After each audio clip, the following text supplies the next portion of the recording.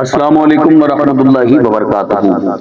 ماہ ربیع الاول شریف شروع ہو چکا ہے تو بے اولادی کا ایک مجرب عمل لے کر آپ کی خدمت میں حاضر ہوا ہوں۔ یہ ماہ ربیع الاول شریف کا خاص عمل ہے، خاص وظیفہ ہے۔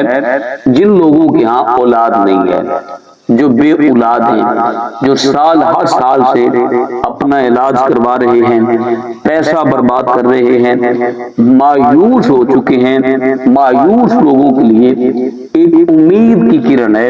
یہ ایسا عمل آپ کو بتانے جا رہا ہوں، ایسا وظیفہ بتانے جا رہا ہوں، ایسا خاص ورد بتانے جا رہا ہوں، اور یہ قرآنی عمل ہے۔ یہ کوئی جادو ٹونا نعوذ باللہ من ذالک کا نہیں ہے،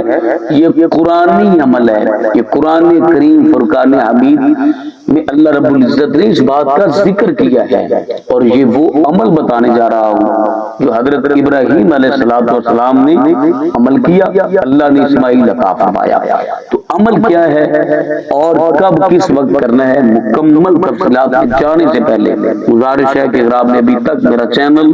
سبسکرائب نہیں کیا تو میرے چینل کو کریں سبسکرائب اور بیل آئیکن کو دبا لیں تاکہ اس طرح کی لیٹسٹ اور نئی سے نئی ویڈیوز آپ تک بآسانی اور بر وقت پہنچ سکے۔ آپ نے اس ماہ مبارکہ میں، چونکہ یہ حضور کی ولادت باسعادت والا مہینہ ہے اور حضور کی ولادت پر اللہ رب العزت نے ماؤں کو بیٹے عطا فرمائے تھے، تو آپ نے اسی مہینے میں یعنی کہ ماہ ربیع الاول شریف میں یکم ربیع الاول سے لے کر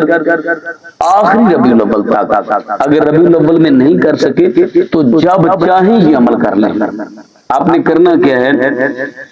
کہ باوضو ہو کر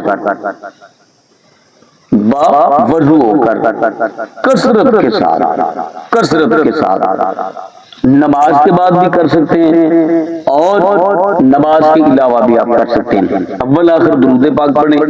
اور درود پاک پڑھنے کے بعد دو قرآنی آیات مبارکہ، یہ جو آپ کو سکرین پہ نظر آ رہی ہے، پہلی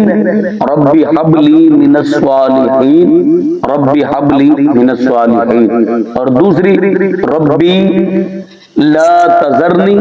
فردا وانت خیر الوارثین۔ یہ دونوں آیات مبارکہ آپ کو سکرین پہ نظر آ رہی ہیں۔ ان دونوں آیاتوں کو، ان دونوں بابرکت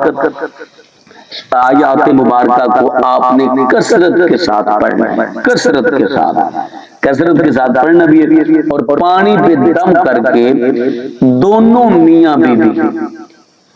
میاں بیوی